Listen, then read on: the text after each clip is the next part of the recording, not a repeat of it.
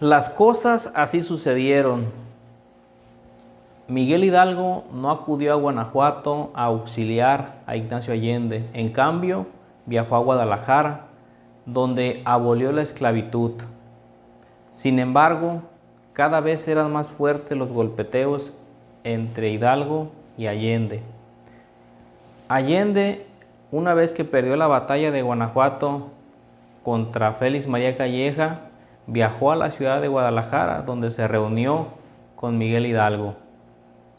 Sin embargo, aquí en Guadalajara se van a presentar algunos hechos muy tristes y deplorables para nuestros líderes de la independencia. Número 1, Allende intentará envenenar en varias ocasiones a Miguel Hidalgo. Así de fuerte estaba la riña entre nuestros líderes de la independencia. Y eso sucedió. Eso en los libros de texto no nos lo muestran.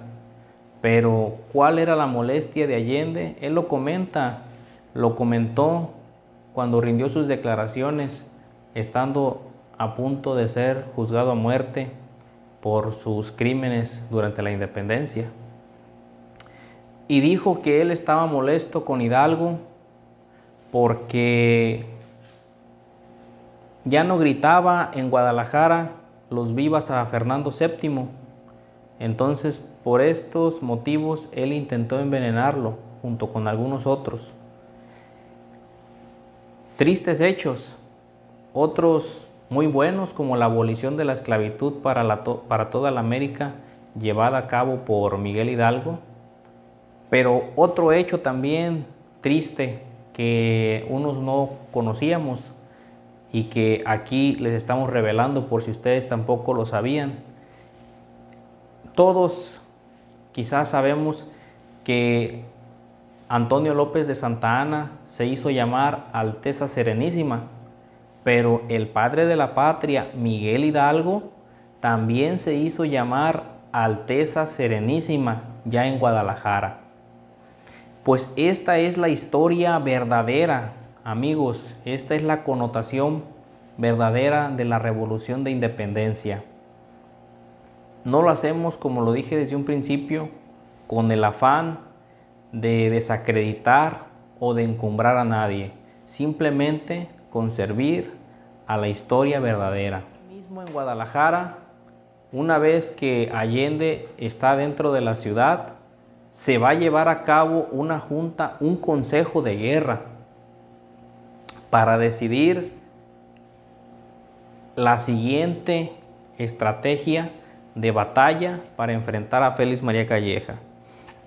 Aquí se contraponen nuevamente dos estrategias, la de Hidalgo y la de Allende.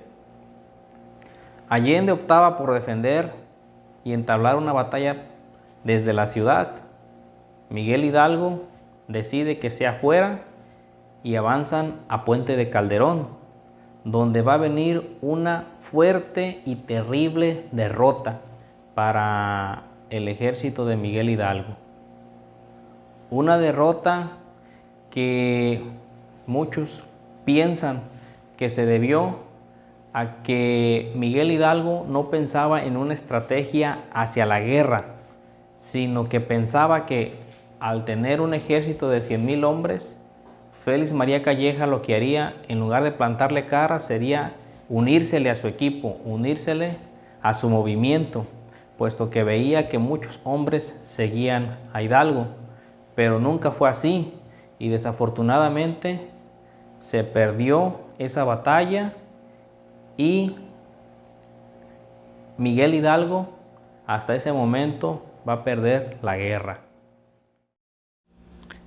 El principio del fin, la batalla en Puente de Calderón. Aldama y Allende organizaron en Guadalajara al ejército disponible que tenían.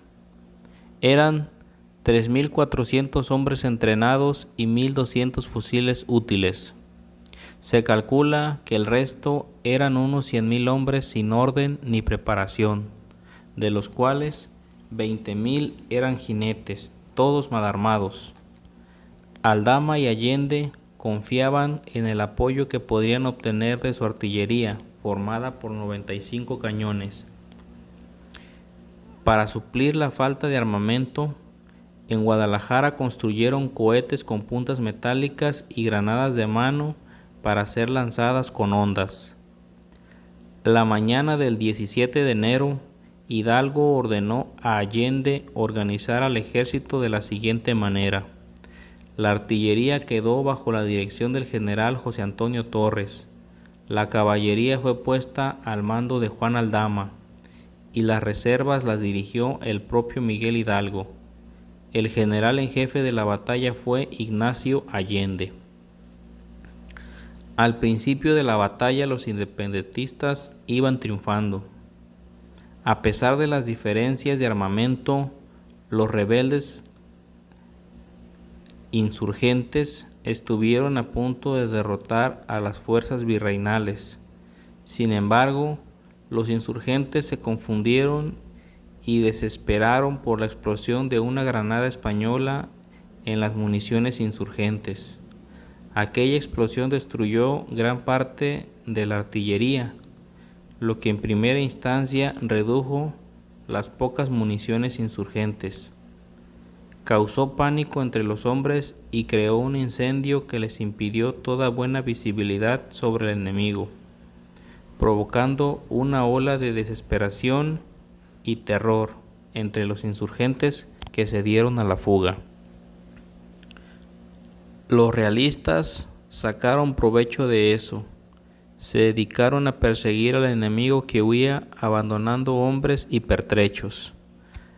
La batalla terminó a las 6 horas de haber comenzado.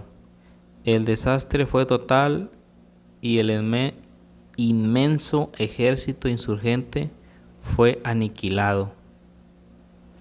Ese día fueron destrozadas en Puente de Calderón las tropas insurgentes, cuyo número varía, pero eran entre 80,000 y 100,000 hombres, mientras que el bando realista comandado por Félix María Calleja ascendía a solo 6,000.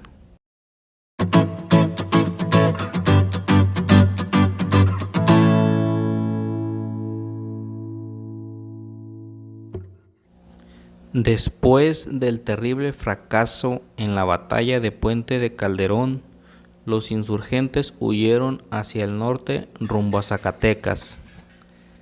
La molestia de Allende y su grupo cercano por la falta de capacidad de Hidalgo orquestaron el plan que llevaron a cabo en Aguascalientes en la hacienda del Pabellón, donde Allende despojó el mando a Hidalgo con la consigna de que si éste abandonaba el ejército, lo asesinaría.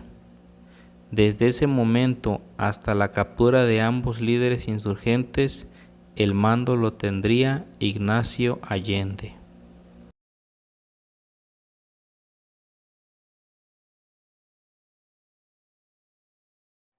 Después de perder la batalla en Puente de Calderón, Ignacio Allende vio el momento adecuado e inmejorable para quitarle el mando a Miguel Hidalgo.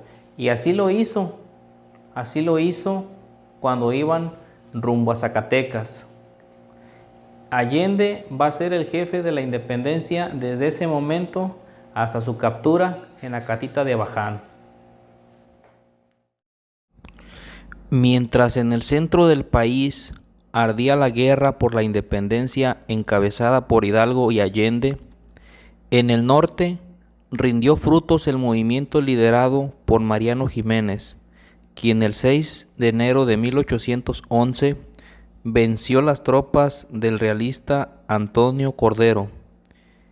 Este hecho sucedió cuando Francisco Ignacio Elizondo se pasó al lado de Jiménez con toda la tropa que mandaba, dejando solo a Cordero. Acto seguido, Jiménez entró en Saltillo y prendió la llama para que las 4 provincias de Oriente se levantaran a favor de la independencia. De este modo, con las provincias de Oriente al lado de la independencia, Ignacio Allende, dueño del mando, sabedor de que no podía sostenerse en Zacatecas y conocedor del éxito de Ximénez en Saltillo, determinó viajar a aquella ciudad. El 24 de febrero entró en Saltillo Ignacio Allende.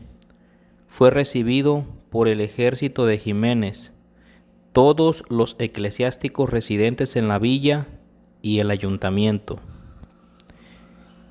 En Saltillo, Allende e Hidalgo recibieron el indulto decretado por las Cortes de España el 15 de octubre de 1810.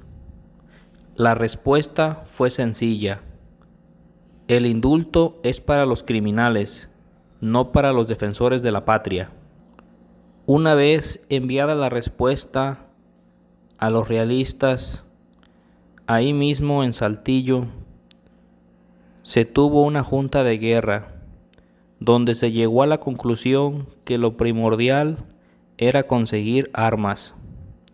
Así que comisionaron a un embajador para tratar con Estados Unidos, y ellos mismos decidieron avanzar detrás con el grueso de los hombres rumbo al norte vía Monclova.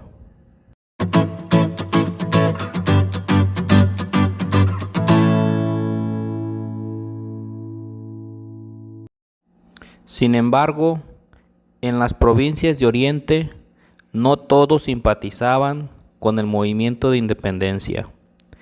El obispo Marín de Monterrey se encargó de mandar la contrarrevolución en las provincias de Oriente, para lo cual trabajó bajo las sombras y rápido, aprovechando sus relaciones y conocimiento de la zona. En Monclova comisionó a Benigno Vela como jefe de la contrarrevolución. Vela era ahijado de Francisco Ignacio Elizondo, y éste hizo su trabajo manipulando a su padrino.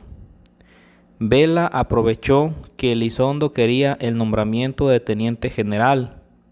Dicho nombramiento se lo había pedido a Ximénez, y posteriormente, cuando Allende arribó a Saltillo, le hizo el comentario, pero no recibió respuesta favorable a su petición. Así que decidió reunirse con el obispo Marín en Salinas. Después de haberse reunido Elizondo con el obispo Marín, trazó su plan para capturar a los insurgentes que se dirigían a Monclova.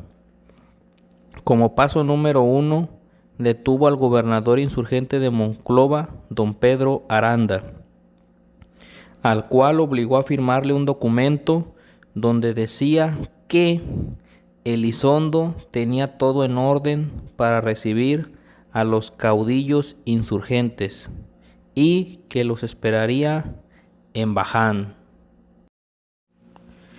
José María Uranga viajó a encontrar a Ximénez, donde le entregó la carta.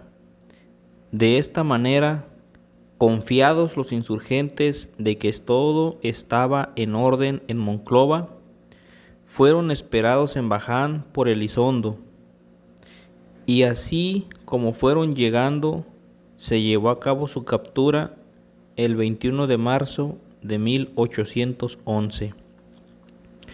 Los insurgentes viajaban confiados, sin ningún orden. No pudieron oponer resistencia. Se dice que solo Allende intentó desenfundar su arma, pero fue en vano. Lo único que provocó fue la muerte prematura de su hijo. Una vez capturados los insurgentes, el día 26 de marzo, el teniente coronel Nemesio Salcedo salió con 63 prisioneros de Monclova, entre los que figuraban Ignacio Allende, Miguel Hidalgo, Ximénez, Aldama, Abasolo y otros. José María Chico no fue incluido en este grupo porque los realistas no tenían idea de quién era. El grupo llegó a Chihuahua el 23 de abril, casi un mes después. Ya en Chihuahua, Hidalgo fue encarcelado en el colegio jesuita junto con Allende, Aldama y Jiménez. En el colegio de San Francisco fue encarcelado Mariano Abasolo. El 26 de abril, Nemesio Salcedo nombró a Ángel Abella encargado de llevar a cabo los procesos contra Hidalgo, Allende, Aldama y Jiménez. Juan José Ruiz de Bustamante llevó el proceso de Mariano Abasolo. En el proceso, Abasolo negó ser parte del movimiento voluntariamente. Dijo que él, el día 16 de septiembre, se encontraba en su casa y cerca de las 10 de la mañana lo habían buscado y lo obligaron a marchar con el grado de militar, pero nunca recibió mando de fuerza y que el cargo solo lo aprovechó para salvar españoles en Guadalajara. Por último, delató a José María Chico. Los procesos en contra de los insurgentes siguieron su cauce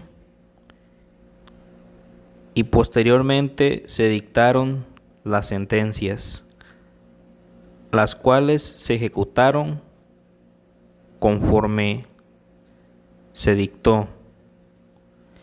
Así, el día 6 de junio fueron fusilados el coronel José Santos Villa y Mariano Hidalgo, hermano del cura. Estos dos estuvieron el 16 de septiembre en la mañana, ese día que comenzó la guerra por la independencia de México. El 26 de junio de 1811 fueron fusilados Ignacio Allende, Mariano Jiménez, Manuel Santamaría y Juan Aldama. El día 27 de junio fue fusilado José María Chico.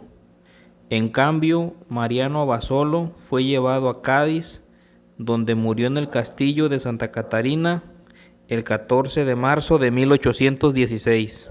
Fuera de la traición de Elizondo, mis queridos amigos, que lamentablemente se cambió de bando y que orquestó la contrarrevolución junto con algunos personajes ahí en las provincias de Oriente. Fuera de esto, mención especial merece el caso de Mariano Abasolo, que durante los gritos del 16 de septiembre aún se le sigue mencionando, aún se sigue gritando el viva a Mariano Abasolo, cuando ya vimos que desafortunadamente este héroe decidió dar la espalda y traicionar en un momento muy crítico a los insurgentes, y fue el que entregó en bandeja de plata, en charola de plata, a José María Chico. A cambio de eso, él salvó su vida y fue llevado a España, donde al final terminaría falleciendo. Hago aquí esta especial mención porque esos mitos de la historia deben de romperse y debe de saberse tal cual sucedieron los hechos para que la gente sepa qué es lo que grita, a quién le rinde homenaje y por qué se hace. Mariano Abasolo fue un personaje que el día 16 de septiembre no quería unirse al movimiento. Se unió porque ya prácticamente se vio obligado. Se vio obligado porque él participó en las conspiraciones, participó en la conspiración, participó en las tertulias antes de 1810 y seguramente le han de haber dicho que si no se levantaba ese día, su nombre iba a aparecer por ahí e iba a parar en la cárcel. Entonces no le quedó de otra. pero cuando vio la oportunidad para salvar el pellejo, traicionó al movimiento.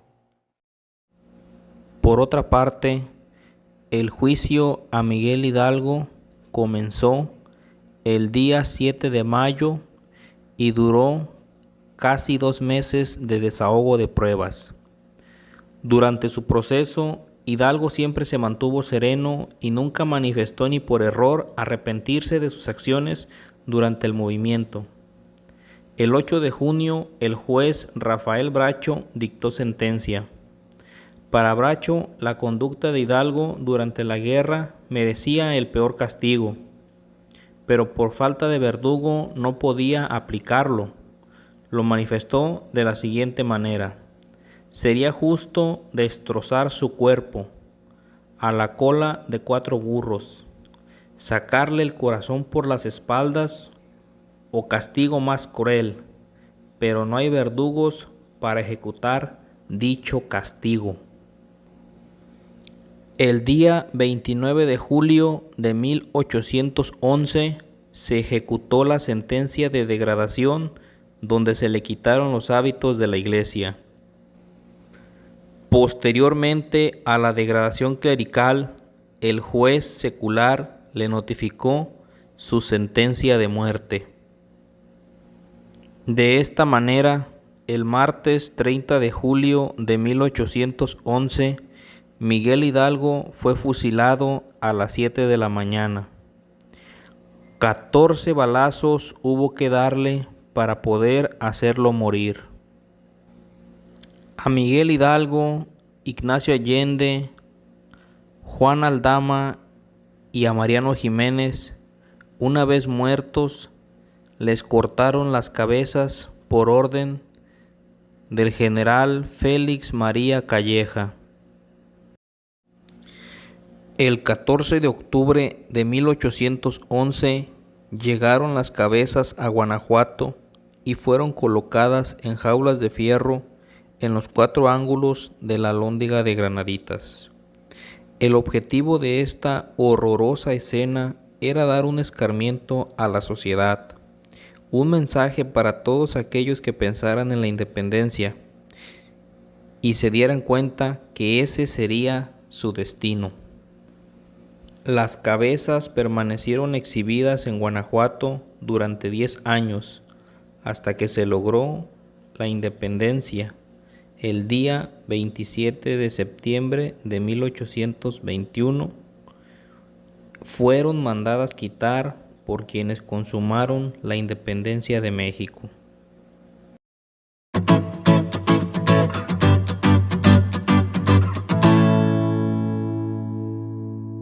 Pues hasta aquí, mis queridos amigos, terminamos con este video sobre el padre de la patria. Y respondemos a las 4 preguntas con las que iniciamos. ¿Miguel Hidalgo ordenó degollar a españoles? Sí, mis amigos, como pudimos ver, así lo hizo. Lo hizo en un momento en el que había perdido varias batallas. Quizás lo hizo por venganza, quizá lo hizo consciente de la decisión que estaba tomando. Ustedes son los mejores jueces para esto. ¿Tuvo mujeres? Sí, tuvo algunas mujeres y algunas hijas. Se respondió a esa segunda pregunta. También tuvo problemas muy fuertes con Ignacio Allende, el segundo hombre más importante de esta primera etapa de la independencia. Y ustedes pudieron ver qué tan lejos fueron estos intentos de envenenamiento por parte de Allende a Hidalgo. Sí hubo fuertes diferencias entre ellos dos. Y por último, Miguel Hidalgo luchó por la independencia. Por supuesto que sí, luchó por una independencia de este terruño. Porque como pudimos ver, en Guadalajara él ya no mencionaba a Fernando VII, seña clara de que él sí quería la independencia y no solo la autonomía. Lo que sí me deja una gran reflexión y una idea a analizar sobre todo es si Miguel Hidalgo, Ignacio Allende, Juan Aldama, José Ortiz de Domínguez, el Corregidor y todos los hombres con los que él se reunía para planear este movimiento de independencia, me hace pensar si ellos en ese momento en que se reunían, que tenían sus tertulias, analizaban o veían venir este panorama de vorágine, este panorama de masacre que se iba a presentar una vez iniciado el movimiento, iniciada la guerra. Me hace pensar si realmente Miguel Hidalgo sabía lo que se le avecinaba si él se levantaba en armas. Porque lo que sucedió en la Alhóndiga de Granaditas fue un hecho macabro y cayó sobre la conciencia de Miguel Hidalgo. Sin embargo, es muy interesante hacer este análisis. Es decir, que en la tertulia, en la plática, en la teoría, un movimiento pues se ve de lejos, pero en la práctica es otra cosa. Miguel Hidalgo lo dijo cuando Allende le reclamaba por los hechos de vandalismo y pillaje. Este es el oficio que escogimos, mi amigo, ni modo, escogimos la guerra. Eso te hace pensar que Miguel Hidalgo sí sabía a lo que se enfrentaba, pero puede ser que lo supo en el momento en el que ya estaba en la práctica de la guerra, porque en la práctica de la guerra ordenó el degollamiento de españoles. Pues es un tema sumamente importante, trascendental para nuestra historia de México, que todos debemos de analizar y no debemos de verlo como un tabú o con miedo. Simple y sencillamente debemos de analizar a Hidalgo de carne y hueso, a Hidalgo como el hombre que fue, con sus errores y sus aciertos, con sus virtudes y con sus defectos. Aquí lo hacemos de esa manera y los invitamos a seguirnos sintonizando y nos vemos en la próxima. Muchas gracias.